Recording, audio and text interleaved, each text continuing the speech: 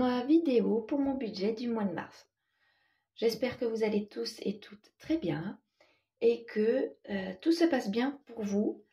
Vous allez voir mon budget du mois de mars qui va ressembler à quelque chose près à celui que vous avez à peu près l'habitude de voir, pardon. Et avec aussi, malgré tout, des changements d'intitulé, des rajouts, ceux qui sont partis et des modifications de montant également. Voilà, comme vous avez pu voir, j'ai changé, comme vous avez pu voir dans ma vidéo précédente, j'ai changé de façon de faire. Là, ça me convient plus. Là, c'est une ébauche. Je vais le faire beaucoup plus proprement. Mais je pense qu'en A4, c'est ce qui me convient le plus. C'est ce que je ne voulais pas, parce que ça prend plus de place, mais c'est ce qui me convient le plus, malgré tout. Donc, faire sous cette forme-là, à droite, à gauche, je pense que ça me va. Et je vais voir. Et puis après, je vais mettre des choses plus carrées, plus nettes. Voilà. Donc maintenant, c'est parti. Donc, pour mon budget du mois de mars, avec un petit peu de retard. Alors, je vais vous zoomer comme d'habitude. Voilà. J'espère que ça vous suffira. Donc là, j'ai toujours mon salaire. Voilà, ça va être mieux pour vous. Mon salaire, la CAF et la RIPA. Voilà. Mes dettes. Mes dettes, à partir du mois de mars, sont, je vais vous dire, revenues à la normale. Donc là, mon loyer sans S, puisque du coup, il ne me reste plus que ma maison. Et mon virement sur le compte enfant. Voilà. Maintenant, mes charges fixes. On ne les voit pas trop bien là. Ouais, il va falloir que je change ça parce qu'on ne voit pas trop bien. Donc, comme je vous ai expliqué, il y a Veolia. Veolia, c'est l'eau. Je mets pour l'instant 0 puisqu'il faut attendre mes premiers 6 mois pour avoir d'échéancier. Toutefois, je laisse ici puisque dans l'année, je sais que je vais avoir Veolia. Donc, ça me fait toujours une piqûre de rappel comme quoi il faut que j'ai de l'argent de côté dans mes prévisions sur charge pour Veolia. Donc, c'est parfait. Et après, je l'enlèverai. Donc, l'EDF, c'est-à-dire mon électricité et mon gaz, puisque je suis au chauffage au gaz, comme je vous ai expliqué dans ma précédente vidéo, j'ai réussi à faire passer à 80 € par mois. Orange à 52 €. Frais bancaires sont à 10 €. Ça ne change pas. Mes abonnements ne changent pas non plus à 16 €. Mes assurances à 60 €. Je me pose, là j'écris deux choses différentes, donc je verrai si je ne me suis pas trompée. J'écris 57 et 60 en même temps. Après c'est une histoire de 3 €, donc ça ne changera pas grand chose, mais je recalculerai. Ma provision sur charge est à 136 €. Donc là, oui, alors à mon avis, je vais voir après. Hein. Je vais recalculer. Pour l'instant, je mets ce que j'avais noté, c'est-à-dire 361 €. Quant à mes charges variables, j'en ai quand même pas mal. Plus que l'année dernière. Donc là, j'ai un chèque à 50 €. En réalité, il est de 49,30 je crois, mais j'arrondis. 50. Mon self à 20 €.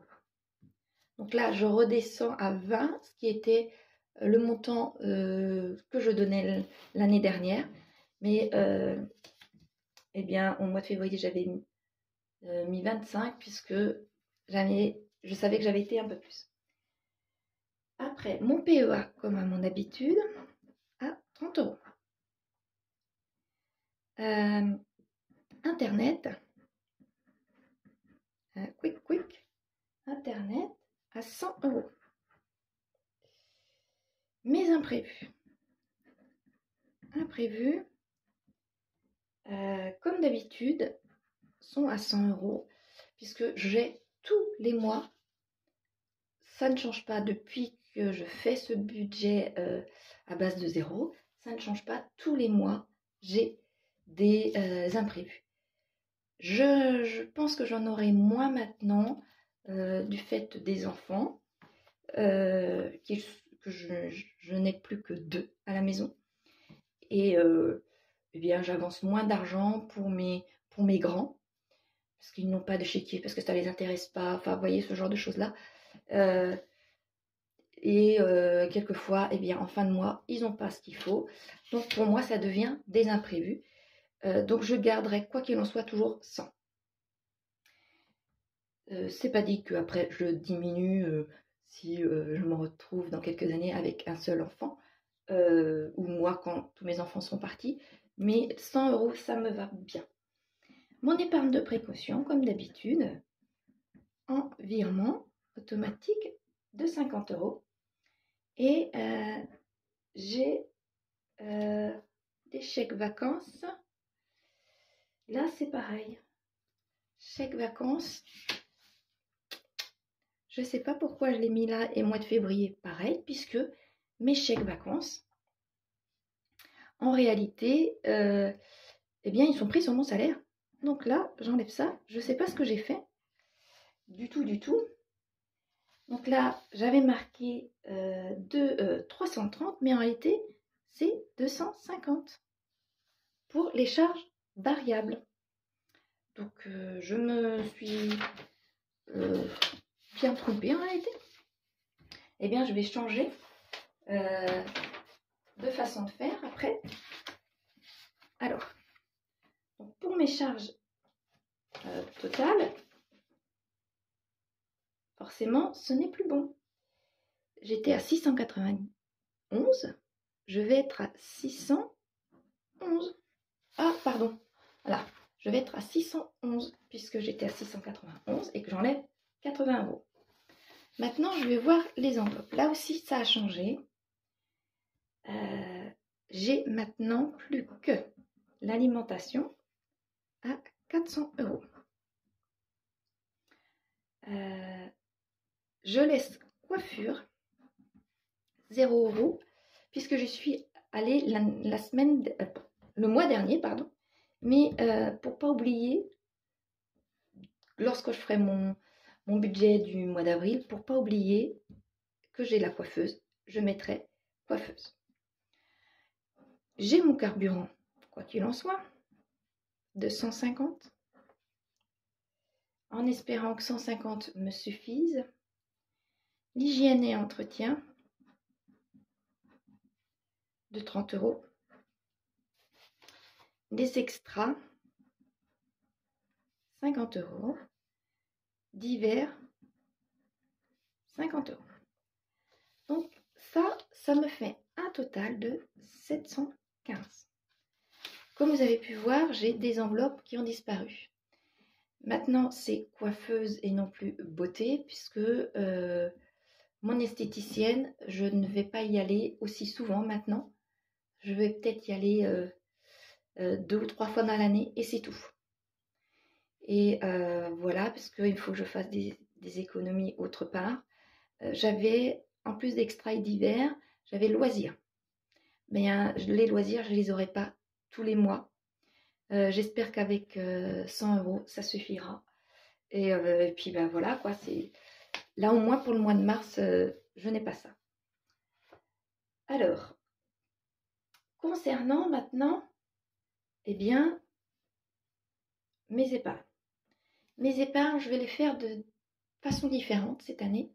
Les autres années, j'en mettais un petit peu tous les mois. Mais là, étant donné que janvier, février, eh bien, ma foi, j'ai pas pu du tout en mettre. Celles qui ont regardé ma vidéo précédente sauront pourquoi. Et au mois de mars, là, je recommence petit à petit, mais comme j'ai encore des frais, je ne peux pas tout mettre. Donc, j'ai décidé de remplir entièrement des enveloppes où c'est des petits montants, comme la santé. La santé, cette année, je ne peux mettre que 200 € pour moi personnellement dans mon année. Si je dépasse, eh bien, ce sera dans mon enveloppe d'hiver, dans ces cas-là.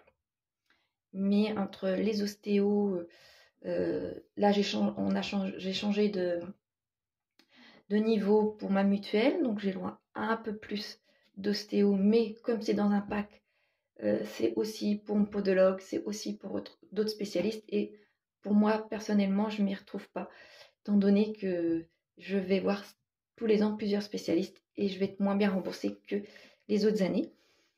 Et donc, du coup, 200 €, j'espère que ça me suffira. Là, l'hiver se termine, donc tous les petits bobos d'hiver devraient, au niveau pharmacie, devraient aller. Donc, il me restera l'ostéo et le podologue à avoir, plus quelques crèmes par-ci, par-là.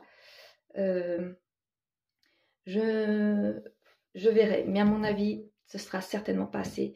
Mais dans l'année, je verrai et je noterai sur mon enveloppe santé ce qu'il a fallu que je rajoute dans l'année. Voilà. Et colis nourriture, puisque la nourriture est importante, 200. Dans un premier temps, lorsque j'avais fait mon budget, je me suis aperçue que toutes mes charges et mes enveloppes et épargnes dépassaient de beaucoup.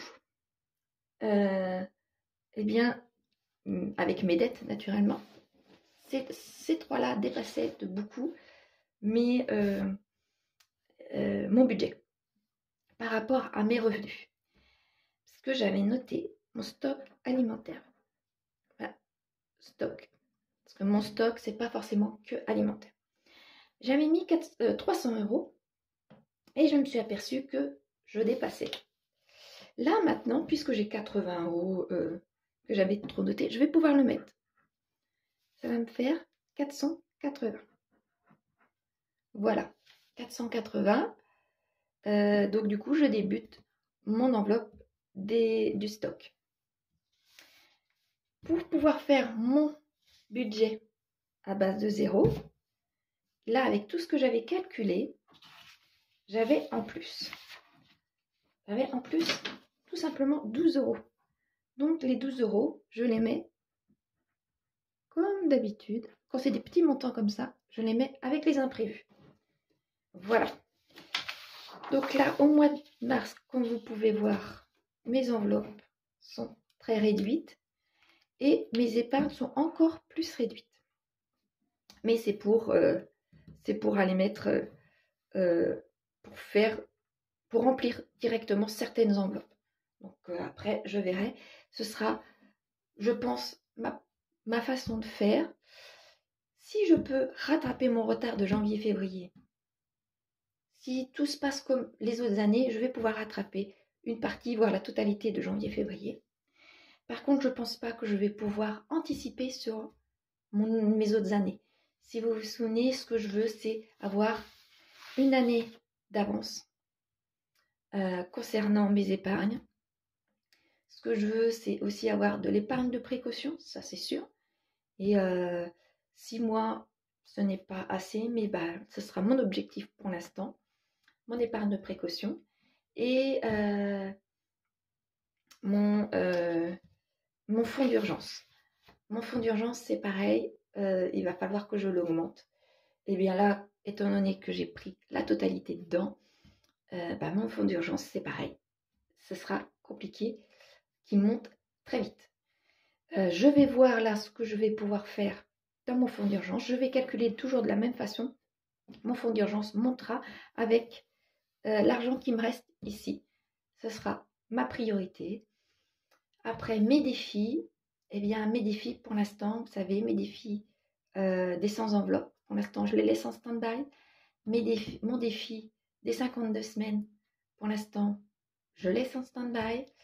Mon défi des jours fériés, lui, je vais pouvoir le reprendre, je pense. Et mon défi des 5 €, je vais le reprendre aussi. Donc de 4, je passe plus qu'à 2 et c'est les 2 plus petits. Et je verrai au fur et à mesure de l'année si j'ai la chance de pouvoir reprendre ce genre de défi-là. Mais on verra. Mais pour l'instant, non, je ne peux pas faire. Donc, puisque je ne peux pas, ben, c'est pas grave. Je reste comme je peux. Le principal, c'est de ne pas être à découvert. Commencer. Là, j'avais oublié de vous écrire. Là, commencer à faire mon fonds d'urgence, à refaire mon fonds d'urgence et à vivre sans découvert et à faire mes épargnes, à les rattraper. Ça, c'est mon objectif pour mon premier semestre. Et puis après, je verrai l'été passé ce qui peut avoir. Comme je vous disais, logiquement, je ne peux pas partir en vacances. Donc, je mets quand même, quoi qu'il en soit, un petit peu d'argent pour les vacances. Si, pour pouvoir partir en vacances, non, si pour pouvoir me remettre à flot, il faut prendre dans l'enveloppe vacances, eh bien, je prendrai dans l'enveloppe vacances et je confirmerai que je n'irai pas en vacances. Mais si je vais en vacances, c'est à la dernière minute et on verra. Mais il y a de grandes chances que je n'y aille pas, peut-être un week-end avec les enfants et puis ce sera tout. Voilà. Voilà, ça c'est bon pour mon budget. Vous voyez, il est complètement. Il a eu des changements. Il y a eu beaucoup de changements dans mon budget. Et au mois d'avril, ça rechangera encore. Voilà. J'espère que tout se passe bien et que vous êtes mieux que moi dans votre budget. Voilà. Je vous dis bien à la prochaine vidéo. Et puis c'est reparti pour nos vidéos hebdomadaires. Au revoir tout le monde.